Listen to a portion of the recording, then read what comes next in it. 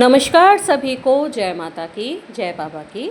मैं माँ दक्षिणा काली सुनहरी बाबा की गद्दी की ओर से उनकी सेविका शिफाली आपका हार्दिक स्वागत करती हूँ अपने YouTube चैनल माँ दक्षिणा काली सुनहरी बाबा पर।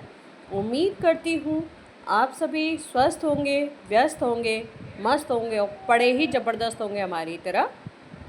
आज आपको किसी प्रकार की जानकारी, एक रेलिवेंट जानकारी देना चाहती हूँ कुंडलिनी साधना या कुंडलिनी जागरण के बारे में। और उम्मीद करती हूँ मेरा दिया गया ये वीडियो आप लोगों को सभी को पसंद आएगा। और इसमें जो जानकारी मैं दे रही हूँ वो जो तथ्य हैं उन्हें पढ़कर रिसर्च कर उसी के बाद में आपके सामने प्रस्तुत कर रही हूँ।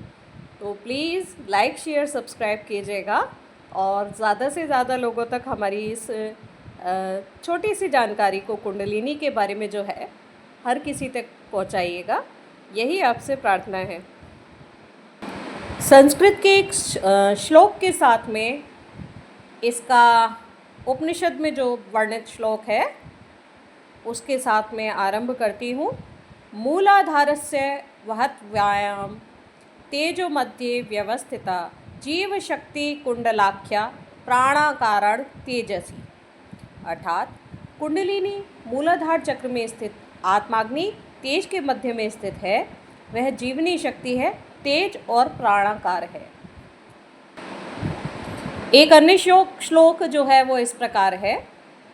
मूलाधारे मूल विद्या विद्युत कोटि संप्रभासम सूर्यकटि प्रतीकाशाम चंद्रकोटि द्रवाम प्रिय। अर्थात मूलाधार चक्र में विद्युत प्रकाश ही करोड़ों किरणों वाला, करोड़ों सूर्य और चंद्रमाओं के प्रकाश के समान, कमल की डंडी के समान अविच्छिन्न 3 घेरे डाले हुए मूल विद्या रूपिणी कुंडलिनी स्थित है। वह कुंडलिनी परम प्रकाशमय है, अविच्छिन्न है, शक्ति धारा है और तेजो धारा है। और जो आपकी तीनों नाड़ियाँ होती हैं, इला, इड़ा, पिंगला, सुषुम्ना, इन तीनों नाड़ियों के बीच में बाईं ओर इड़ा होती है, दाईं ओर पिंगला होती है और बीच में होती है सुषुम्ना। इन नाड़ियों के साथ में अन्य कई नाड़ियाँ जो हैं प्रवाहित होती हैं और उन्हीं नाड़ियों में एक नाड़ी है चित्रिणी। इसी चित्रिणी नाड़ी के साथ में, इसी चित्रिणी नाड़ी से होकर कुंडलिनी शक्ति का प्रवाह मनुष्य के अंदर होता है।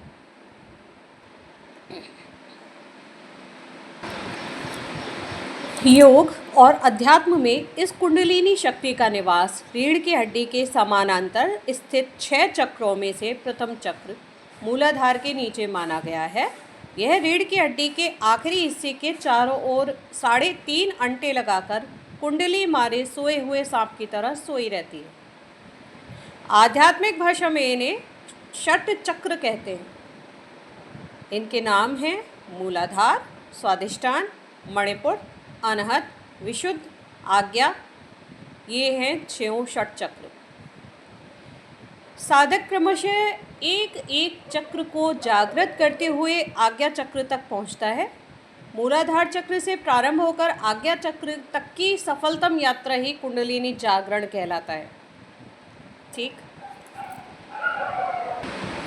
और जो अंतिम चक्र है उसे बोलते हैं सहस्त्रार।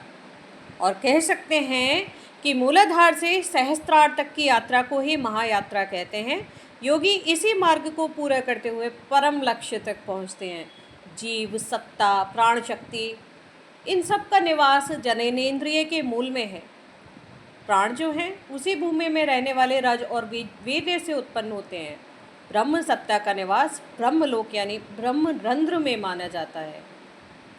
यही दैवलोक, देवलोक, स्वर्गलोक है। आत्मज्ञान, ब्रह्म ज्ञान का सूर्य इसी लोक में निवास करता है। समझ रहे हैं आप? मनुष्य के शरीर के अंदर समस्त ब्रह्मांड स्वयं ही उपस्थित है। ये आपको पहले भी शायद किसी लाइव में बोला था और अभी फिर दोबारा जो रिसर्च हो रही है उसके बाद में कई सारी बुक्स से, कई सारे उपनिषद पुराणों से निकालकर इस चीज़ को लेकर आ रहे हैं आपके लिए। तो ये आत्मोत्कर्ष की जो महायात्रा है जिस मार्ग से होती है उसे मेरुदंड या सुषुम्ना कहते हैं। इस मेरुदंड को राजमार्ग या महामार्ग कहते हैं।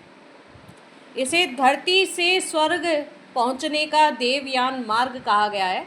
इस यात्रा के मध्य में जो 7 लोक हैं,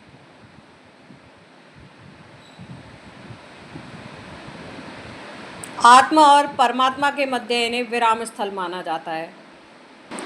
नाभो दशदलं चक्रं मणिपुरक संज्ञकं सुषुप्तिरत्र तृष्णा स्यादिशापि शुनता तथा लज्ज भयं घृणा मोह कषायोऽथ विषादिता लौन्यं प्रनाशः कपटं वितर्कोऽप्यन्युत पिता आशा प्रकाशश्चिन्ता च समिहा ममता ततः क्रमेण दम्भो वैकल्यं विवेकोऽहक्तं स्थिता फलान्येतानि पूर्वादि दस्तस्तस्यात्मनो जगो कंठे अस्ति भारती स्थानं विशुद्धि षोडशच्छदम् तत्र प्रणव उद्गीतो हुं फट् वषट् स्वाधा तथा स्वाहा नमो अमृतं सप्तस्वरा षड्जादयो विष इति पूर्वादिपत्रस्थे फलान्यात्मानि षोडश। गुदा और लिंग के बीच 4 दल की पंखुड़ियों वाला आधार चक्र कहलाता है। वहाँ वीरता और आनंद का भाव है। इसके बाद स्वादिष्ठान चक्र लिंग के मूल में है। इसमें 6 दल हैं। इसके जागृत होने पर क्रूरता, गर्व, आलस्य, प्रमाद, अवज्ञा, अविश्वास आदि दुर्गुणों का नाश होता है।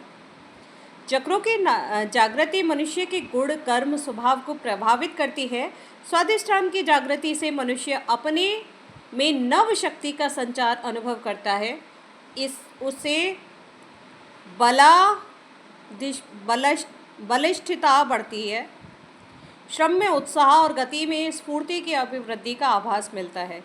नाभि में 10 दल वाला मणिपुर चक्र है। यह प्रसुप्त पड़ा रहे तो तृष्णा, ईर्ष्या, चुगली, लज्जा, भय, घृणा, मोह आदि कषाय कल्मश मन में जड़ जमाए रहते हैं।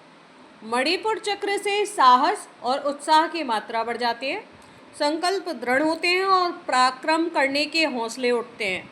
मनोविकार स्वयमेव घटते जाते हैं और परमार्थ प्रयोजनों में अपेक्षाकृत अधिक रस मिलने लगता है।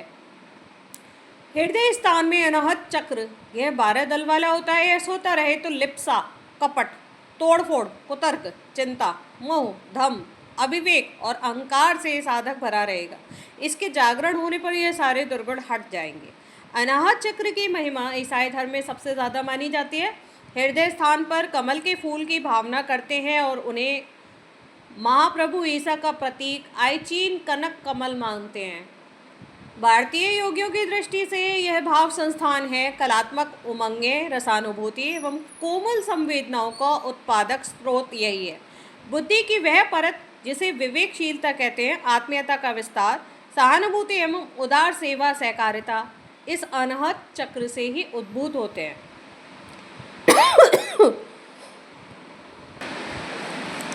कंठ में विशुद्धि चक्र है। यह सरस्वती का स्थान है। यह 16 दल वाला है। यहाँ 16 कलाएं तथा 16 विभूतियाँ विद्यमान हैं। कंठ में विशुद्धि चक्र है। इसे बहिरंग स्वच्छता और अंतरंग पवित्रता के तत्व रहते हैं।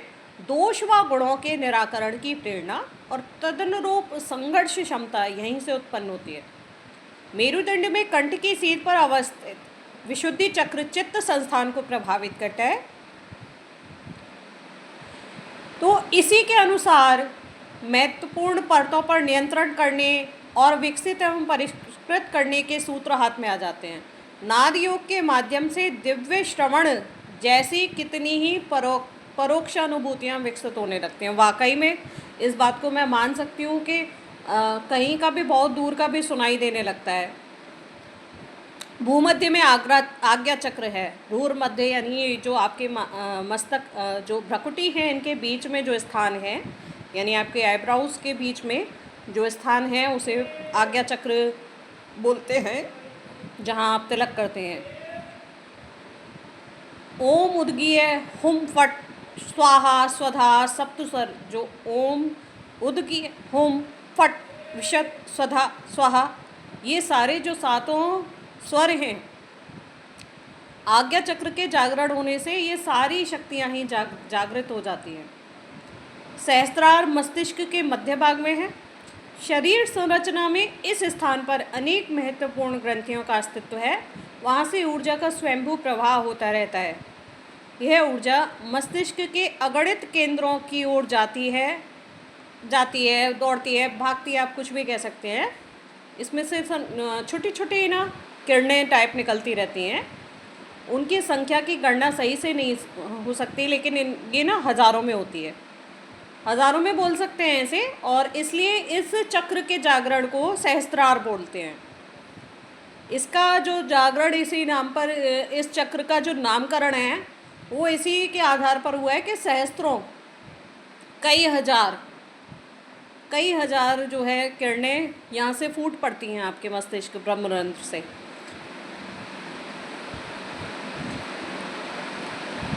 आगे का किसी आगे वाली वीडियो में हम बताते हैं। अभी फ़िलहाल आपको सातों चक्रों के बारे में थोड़ी सी जो जानकारी है वो दी है। अगर आपको पसंद आए तो प्लीज़ लाइक शेयर सब्सक्राइब कीजिएगा। हालांकि थोड़ा सा मेरे को परेशानी हुई इसमें रिकॉर्डिंग करने में, थोड़ी 19-20 भी हुआ है, थोड़ा सा शब्दों का भी हेरफेर हुआ है, उस सब के लिए क्षमा कीजिएगा। किसी को भी नुकसान पहुंचाने का मेरा कोई उद्देश्य नहीं है, किसी की भावनाओं को ठेस पहुंचाने का मेरा कोई उद्देश्य नहीं है। सिर्फ इतना चाहती हूँ कि आप लोगों को थोड़ा सा ज्ञान आपके ही अंदर उपस्थित उस कुंडलिनी के बारे में हो, जिसके जागरण के बाद आप बहुत कुछ कर सकते हैं। सिर्फ कुंडलिनी जागरण तो बहुत बड़ा प्रोसेस है। अगर आपका सिर्फ मूलाधार भी जागृत हो जाता है तो बहुत सारी चीज़ों को आप कवर अप कर सकते हैं। धन्यवाद आप सभी को। लाइक शेयर सब्सक्राइब करना नहीं भूलिएगा बट